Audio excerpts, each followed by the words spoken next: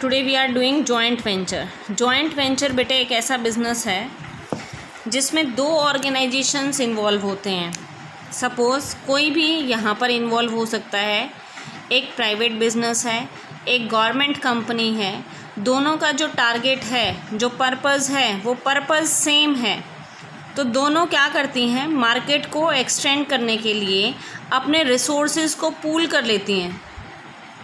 Suppose business जो है, private sector में जो बिज़नेस है उसके पास एफिशिएंसी है, नॉलेज अच्छी है। गवर्नमेंट कंपनी के पास कैपिटल, पैसा अच्छा है, तो अपने रिसोर्सेज को पूल करती हैं कॉमन पर्पज़ के लिए। किसी कॉमन पर्पज़ है उनका, तो मार्केट को और ज़्यादा वो एक्सप्लॉयट करने के लिए रिसोर्सेज को पूल करती हैं, इकट्ठे मिल के बिज़नेस करती हैं। तो ऐसे बिज़नेस को हम जॉइंट वेंचर कहते हैं। यहाँ पर कोई प्राइवेट बिजनेस या फॉरेन कंपनी भी हो सकती है, प्राइवेट कंपनी, गवर्नमेंट कंपनी और फॉरेन कंपनी भी हो सकती है। तो ऐसी कंपनीज़ को, ऐसे जो बिज़नेस ऑर्गेनाइजेशंस होते हैं उसको जॉइंट वेंचर कहते हैं। देखो बुक में,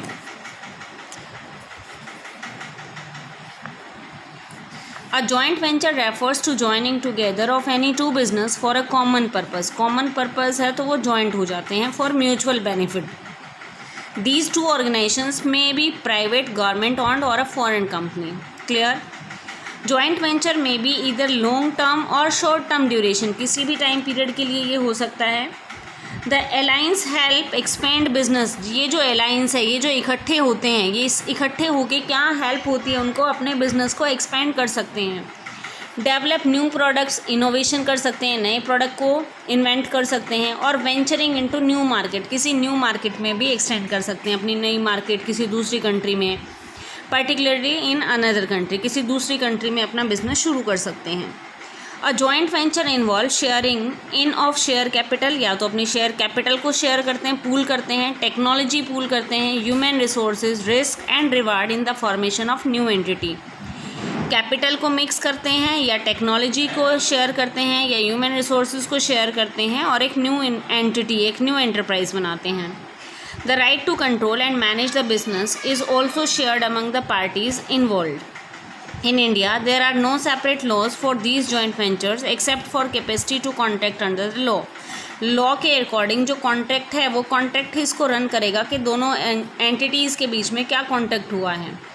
The companies incorporated in India, even with the 100% foreign equity, are treated as the same as a domestic company. चाहे जो भी कंपनी इंडिया में रजिस्टर्ड है, इनकॉर्पोरेटेड है, चाहे उसमें फ़ॉरेन कैपिटल 100% हो, फिर भी हम उसको फ़ॉरेन कंपनी नहीं कहेंगे, डोमेस्टिक कंपनी ही वो रहेगी।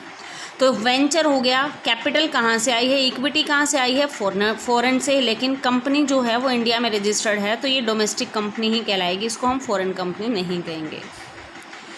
तो कैरेक्टरिस्टिक्स क्या हैं जॉइंट वेंचर की, क्या क्या होता है। फॉर्मेशन बनता है, एक एग्रीमेंट होता है, और रिस्क और रिवॉर्ड को ये शेयर करती हैं। देखो formation, when two businesses agree to join together for a common purpose and mutual benefit. Meaning में भी हुआ था, लाइक एक्सपेंशन ऑफ बिजनेस, अपने बिजनेस को एक्सपेंड करने के लिए, इंट्रोडक्शन ऑफ न्यू प्रोडक्ट, और venturing into new market particularly in another country, a joint venture is formed. ये मीनिंग में हमने पढ़ लिया है। These two organisations may be private, government और a foreign company. In India there are no separate law governing the joint venture. वही company के जो लॉ होंगे वही इनके होंगे, कोई सेपरेट एग्रीमेंट या सेपरेट लॉ नहीं है।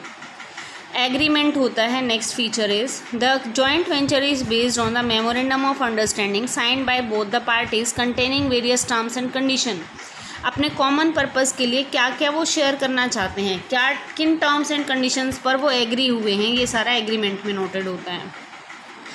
In case of a joint venture with a foreign company, the provisions provided by the government of the two countries have been adhered to. जो भी रहेंगे वो adhered रहेंगे इनके साथ, जो भी provisions होंगे गवर्नमेंट के दोनों countries के।